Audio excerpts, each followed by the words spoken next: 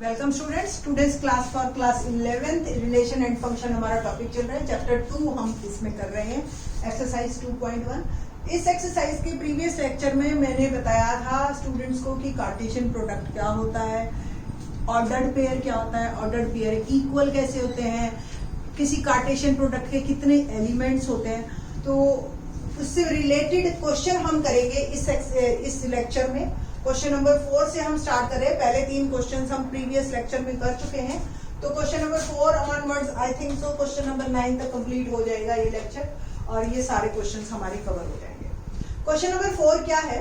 State whether each of the following statement are true और false. इसके 3 points हैं, एक मैंने लिखा है अभी कि तीनों पॉइंट्स को आपको चेक करना है और बताना है कि ट्रू है या फॉल्स है। तो सिंपल ट्रू फॉल्स का question. If the statement is false, rewrite the given statement correctly. अगर स्टेटमेंट फॉल्स है तो आपने उसको ठीक भी करके लिखना है। तो पहला ही गलत था, दैट्स वाई मैंने आगे लिखा नहीं। कहता है क्वेश्चन फर्स्ट पार्ट क्या है? If P is equal to Mn, Q एक सेट है, P एक सेट है जिसके अंदर एलिमेंट Mn, Q एक सेट है जिसके अंदर एलिमेंट Nm है, देन P क्रॉस Q। अब पहले मुझे ये बताइए, Np number of elements in P क्या है? 2। Number of elements in Q क्या है? 2। तो P क्रॉस Q के अंदर कितने एलिमेंट होने चाहिए? 2 2 जा 4, और दिख रहे हैं हमें 2, तो बाकी के 2 निकालने पड़ेंगे और हमें बनाने पड़ेंगे। ठीक है, तो P क्रॉस Q हम लिखते हैं। मैंने आपको तरीका बताया हुआ है ऑर्डर्ड पेयर। पहले इसका पहला एलिमेंट उठाओ, इसके दोनों से करो, Mn और Mn। दूसरा एलिमेंट उठाओ N, इसके पहले वाले से करो Nn और Nm। बस ये 4 ऑर्डर पेयर हैं हमारे पास, जिसमें से 2 इन्होंने दे रखे हैं, यानी कि ये वाला और ये वाला, ये दोनों इन्होंने मिस कर दिए जो कि हमने करेक्ट कर दिए। ठीक है, तो सेकंड पार्ट करते हैं इसी का ही। आई थिंक सो आपको क्लियर हो गया होगा। Let's do second part. Second part बड़ा ही आसान सा है, इवन सेकंड और थर्ड हम कहें तो बिल्कुल सेम है। सेकंड पार्ट क्या है? If A and B are non empty set, if A and B are non-empty set,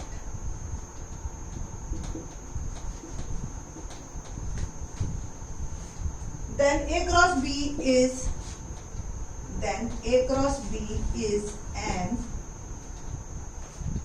a non-empty set of ordered pair, non-empty set of ordered pair।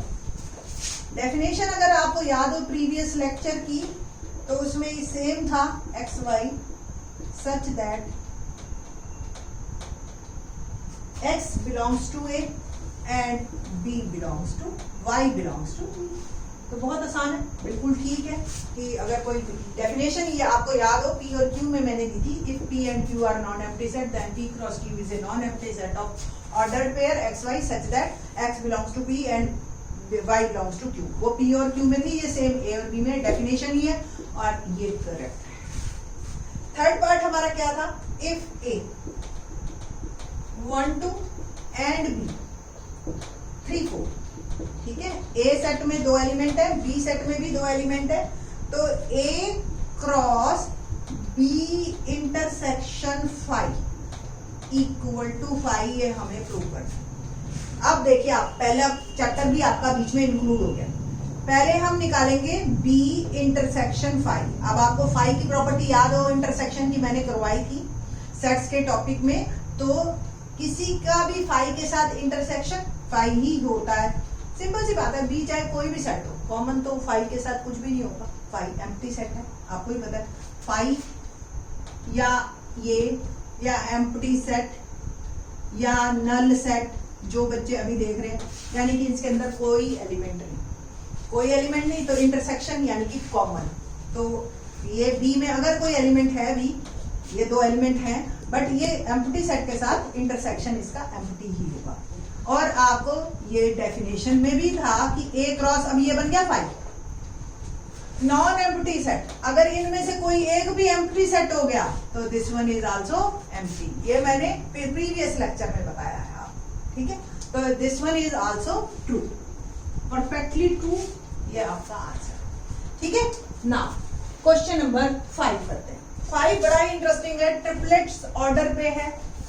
और आपको याद हो मैंने पीछे प्रीवियस लेक्चर में, इससे पहले वाला लेक्चर जरूर देखना बेटा, नहीं तो आप इस एक्सरसाइज को नहीं कर पाएंगे, ठीक है।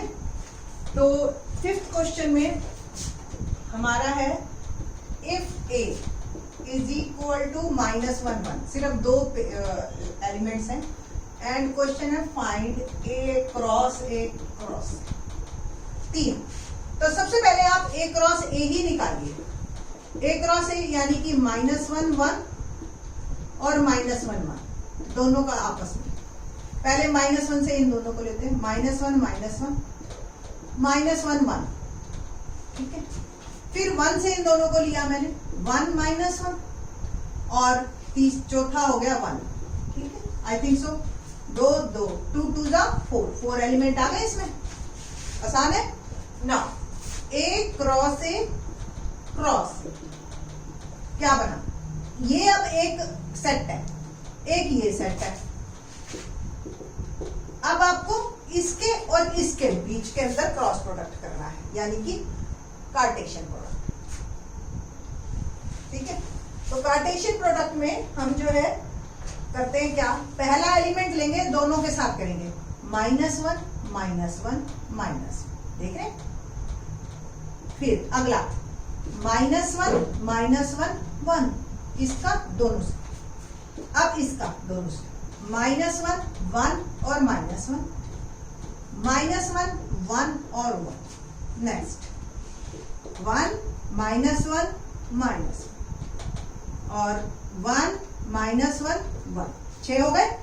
अब ये लास्ट वाला 1 1 -1 और 1 1 1, आठों बिल्कुल अलग अलग हैं, कोई भी एक दूसरे से मैच नहीं करेगा आपका, ठीक है। 4 इसके अंदर थे, 2 इसके अंदर, टोटल कितने एलिमेंट हो गए हमारे 8 इन दिस कार्टेशियन प्रोडक्ट। आपको बताया था कि 3 है तो ऑर्डर ट्रिपलेट्स बनते हैं, ठीक है। ऑर्डर ये पेयर है, 3 वाले ऑर्डर ट्रिपलेट्स, ठीक है। तो इस तरीके से एक एक करके टर्न बाय टर्न आप बनाएंगे, कोई गलती नहीं होती, कोई रिपीट नहीं होता, ठीक है। नाउ क्वेश्चन नंबर 6, ये था हमारा 5th क्वेश्चन, ठीक है। नेक्स्ट 6th क्वेश्चन करते हैं हम।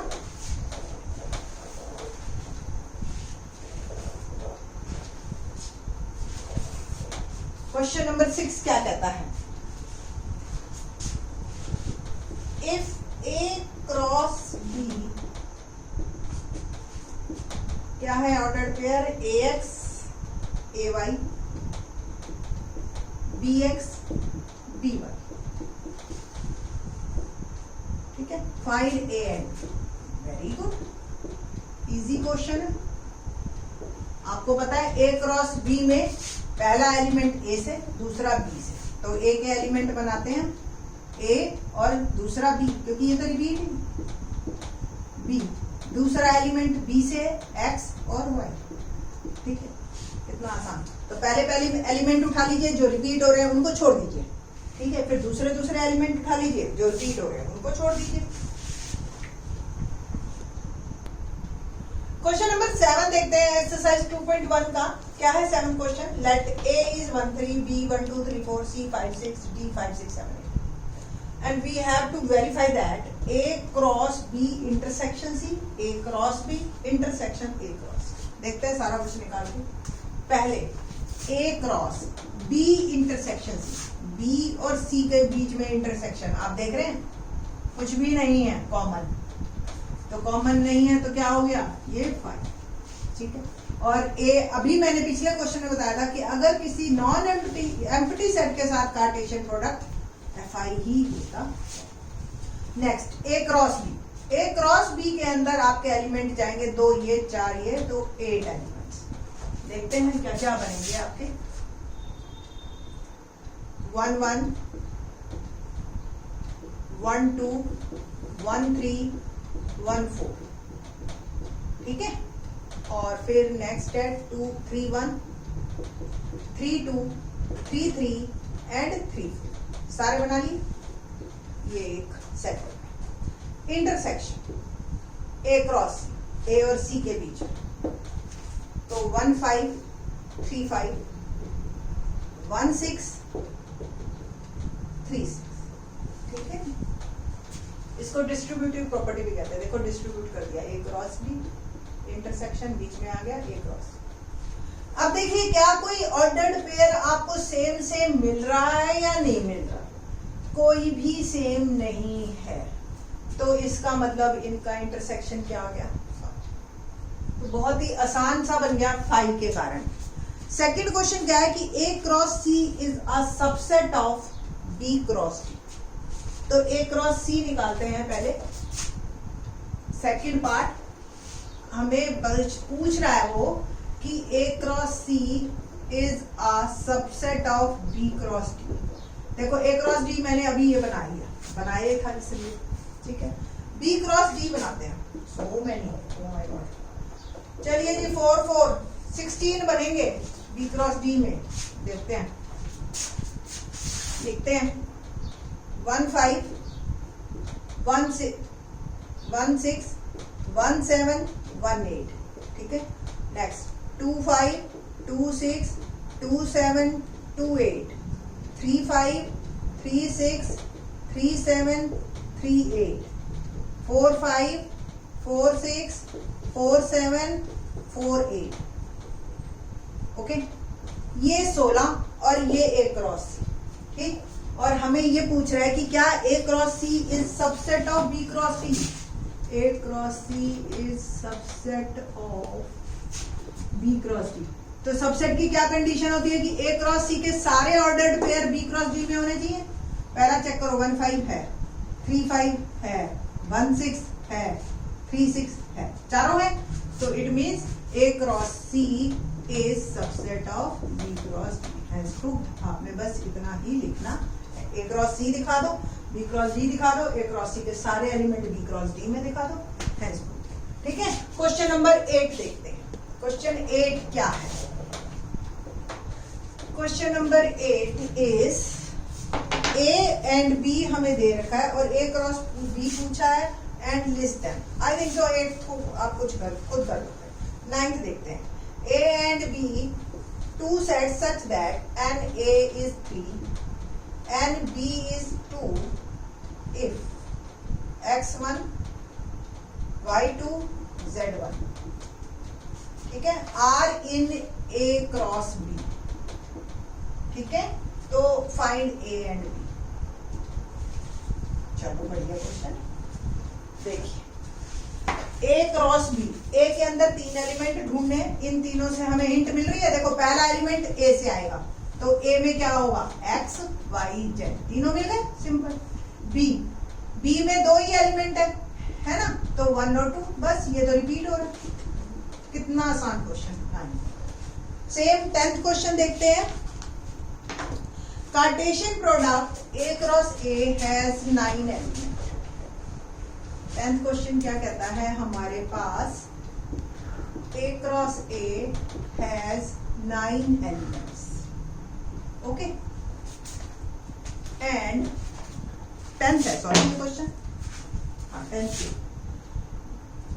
Among which are found 9 elements है, उनमें से 3 इन्होंने हमें दे दिए, -1 0, सॉरी 2 ही दिए, एंड 0 1, ठीक है। हमें ए के रिमेनिंग एलिमेंट्स निकालने। देखो ए क्रॉस ए का क्या मतलब है कि पहला एलिमेंट भी ए से है और दूसरा एलिमेंट भी ए से है। तो ए में कितने एलिमेंट? ये -1 0 दोनों अलग अलग है, यानी कि ये दोनों हैं, और ये 0 1 यानी कि 1 होगा। तो तीनों मिल गए, तो तीनों ये आपके बन गए। और ए क्रॉस ए में 9 एलिमेंट है, तो डेफिनेटली 9 कैसे होता है? 3 × 3 है ना। तो 3 एलिमेंट, ये भी क्लियर हो गया हमारे को कि 3 ही एलिमेंट होंगे ए में, और वो कौन कौन से होंगे? -1 0 और 1। आई थिंक सो। फिर उसने पूछा है find the remaining element of A cross ए।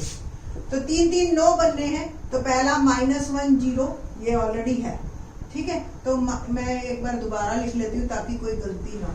-1 से इन तीनों को करना है पहले, तो -1 ठीक है। Remaining elements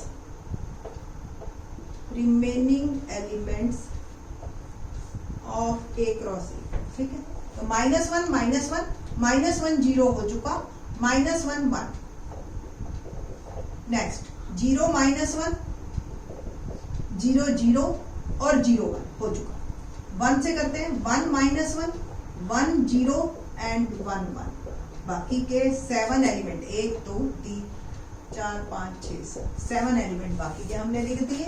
and that's all our 2.1 exercise. I think so आपको इजी लगेगी। थैंक्स।